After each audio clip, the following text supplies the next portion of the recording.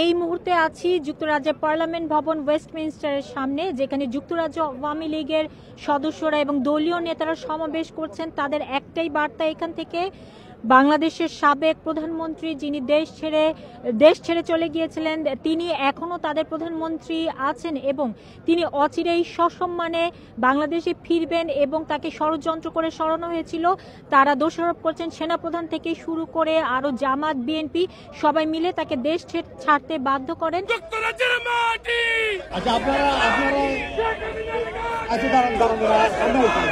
আমরা আজকে আসছি, আসলে বাংলাদেশ এখন যে বিপর্যয়ের মধ্যে দিয়ে দিন কাটাচ্ছে, বাংলাদেশের কোনো মানুষই নিরাপত্তা নাই, মানুষজন কোনো রাস্তাঘাটে চলাফেরা করতে পারছে না এবং আমাদের গুম, হত্যা, রাহাজানি, আগুন জ্বালাও পোড়াও, মানুষের জীবন বিপর্যয়, সব কিছু তছনছ হয়ে যাচ্ছে এবং বাংলাদেশের মানচিত্র, আমাদের যে জাতীয় সঙ্গীত এবং আমাদের বাংলাদেশের পতাকা, এগুলো সব নষ্ট করার জন্য জামাত শিবির সবাই একত্র হয়েছে।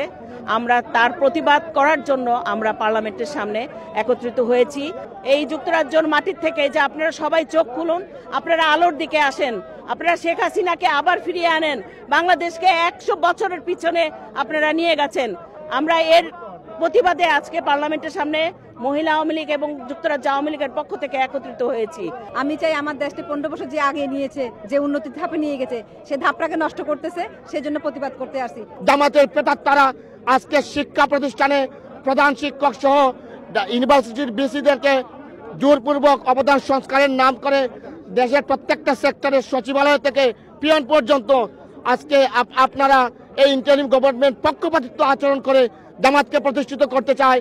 বাংলাদেশে অসাম্প্রদায়িক, কোনোদিন সাম্প্রদায়িক আপনারা দিবেন না দেশকে, যাতে আগামীতে গৃহযুদ্ধের দিকে না যায়। প্লেন লেভেল ফিল্ড যদি আপনারা সৃষ্টি করেন, ইনশাআল্লাহ জননেত্রী শেখ হাসিনা আবার আসবেন, আবার স্বাধীনতার পক্ষের শক্তি। আমরা 40% এখনো বিশ্বে আমরা আছি, আওয়ামী লীগ মুক্তিযুদ্ধের পক্ষের শক্তি।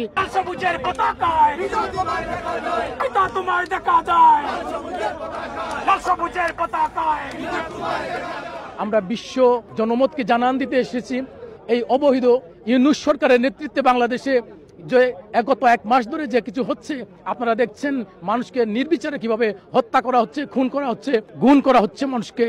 আমি একটি কথা বলতে চাই, মুগ্ধ, আপনি যাদেরকে পানি খাইয়েছিলেন তারা কিন্তু আজকে আমার পুঙ্গ ভাই মাসুদকে এক ফুটো পানি খেতে দেয় নাই। আজকে এখানে আমরা একটি প্রতিবাদ সভা করেছি। আপনারা জানেন বিগত 5 আগস্ট থেকে শুরু করে এখন পর্যন্ত প্রতিদিন বিনা বিচারে মানুষ হত্যা করা হচ্ছে বাংলাদেশে এবং কোনো বিচার পাচ্ছে না। আমরা সেই প্রতিবাদ করতে এখানে এসেছি। আমরা চাই বাংলাদেশের প্রতিটি হত্যা শুধু 5 তারিখ থেকে নয়, এর আগেই যারা অন্যায়ভাবে হত্যা করছে তারা প্রকৃত তদন্তের মাধ্যমে বিচার করা হোক। হত্যা করা হয়েছে, গতকালকে সিলেটে একজনকে হত্যা করা হয়েছে, হাত পা 4টি রক কেটে দেওয়া হয়েছে। এই কোন দেশে আমরা বসবাস করছি? আমরা এরকম বাংলাদেশ চাই না। আমরা 71-এর যে আমাদের জাতীয় সঙ্গীত নিয়ে যারা অবমাননা করেছেন তার প্রতিবাদে আপনারা দেখেছেন একটু আগে সবাই মিলে বাংলাদেশে যারা এখানে বাস করেন, বাংলাদেশকে যারা ধারণ করেন, বাংলাদেশের স্বাধীনতাকে যারা ধারণ করেন, তাদের সবাইকে নিয়ে আমরা সমস্যায় জাতীয় সঙ্গীতটি গিয়েছি এখানে।